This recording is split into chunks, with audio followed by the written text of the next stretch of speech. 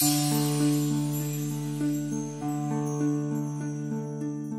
cried a lot, and then after I finished crying, I read a lot of books and talked to a lot of people and contacted my school district.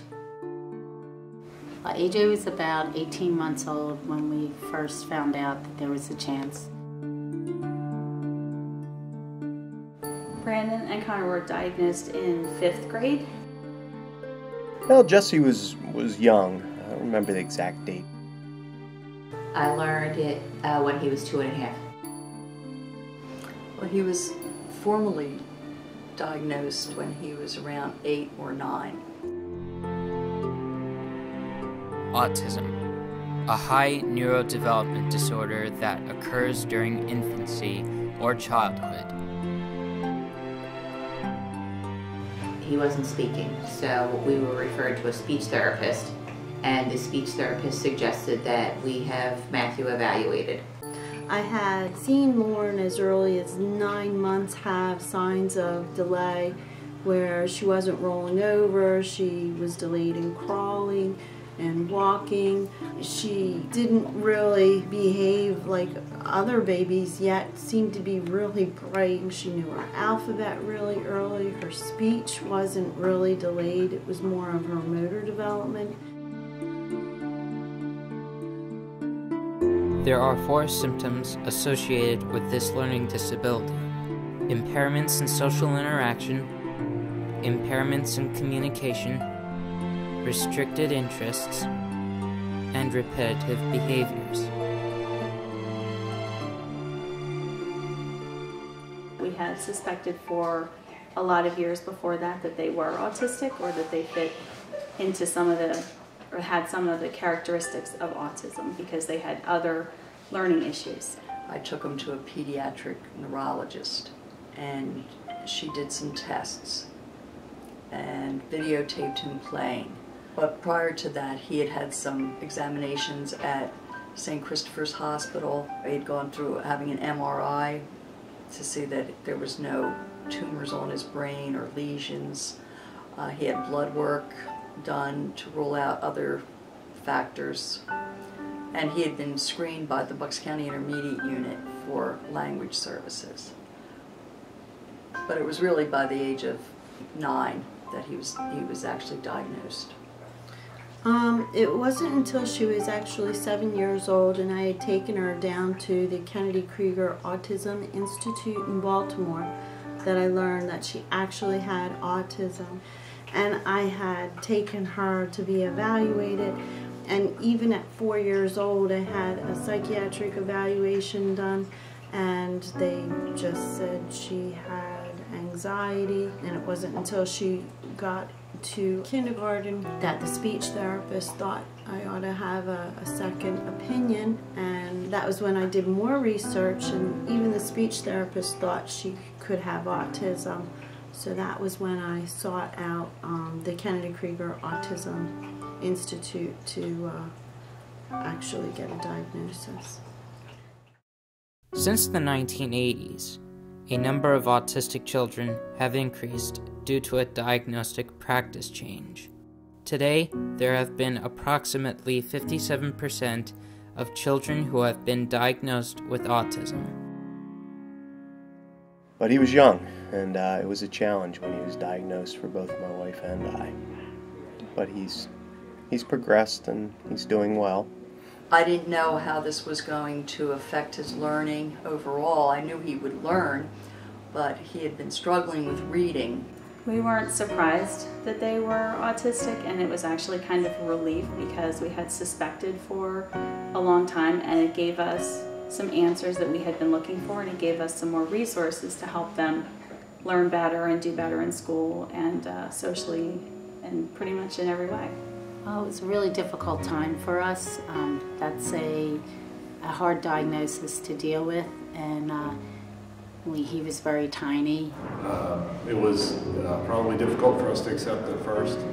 I wasn't really too sure what to expect or what autism was at that point, so I did a lot of research on my own and went a little overboard with learning how to treat it and how to help her.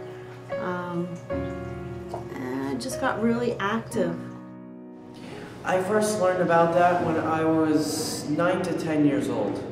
When I turned the age of 10, my parents told me that back at age 7 they found out. I'd say about close to spring of 2009. Our parents told us when we were in 5th grade.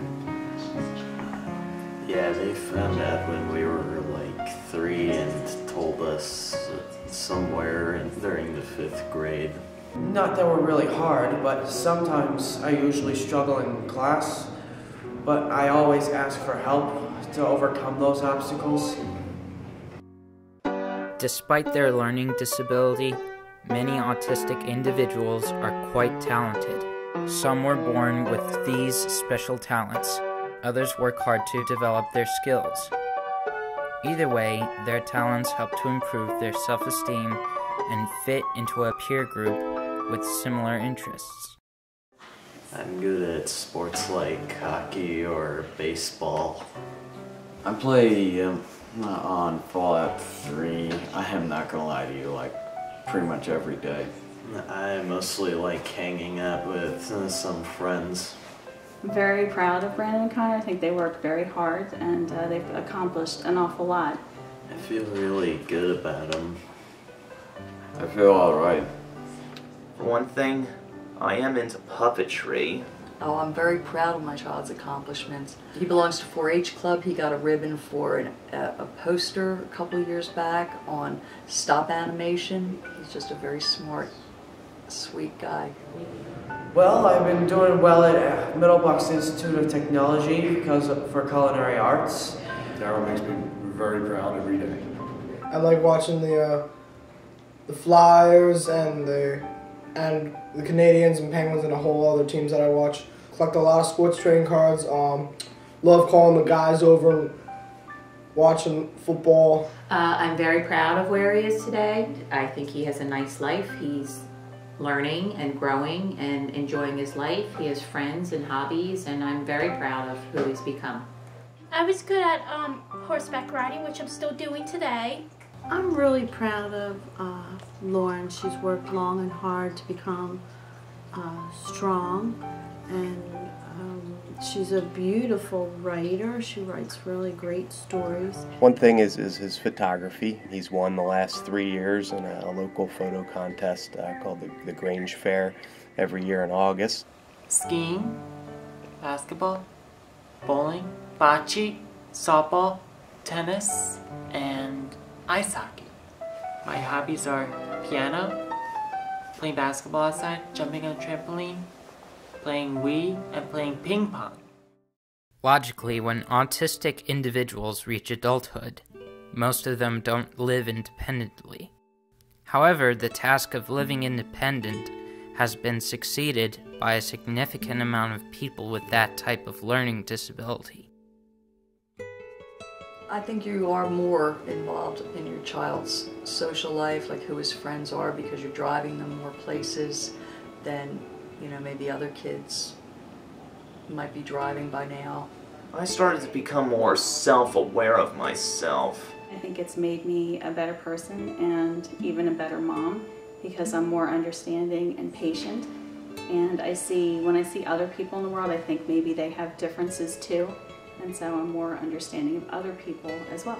I think it was probably getting all the aces on my report card or something. I don't really know how I overcame mine.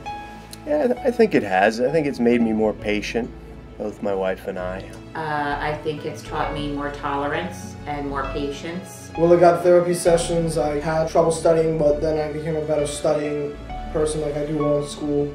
I think it's made me closer to my daughter, and I think it's made me a better mom.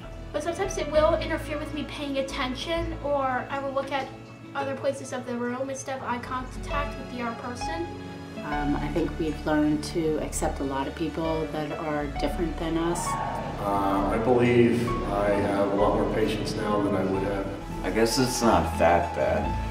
I feel pretty good for myself because I've made a lot of friends. I might be successful for my future. Then I felt even prouder than ever. I was feeling really happy. I was getting able to get good at things I like to do. I feel great about them. Jesse's extraordinary with that, but there's one key thing, and that is it has to be a preferred task. When it comes to autistic individuals, anything is possible. Hi, my name is Pat Meyer, and there are 3 reasons why I made this documentary. First, I am also autistic. Second, I want to raise awareness about autism. And finally, just because someone is autistic, it doesn't mean that he or she can't have any gifts or talents. I hope you have enjoyed seeing this documentary. Thank you, and let us all make a difference right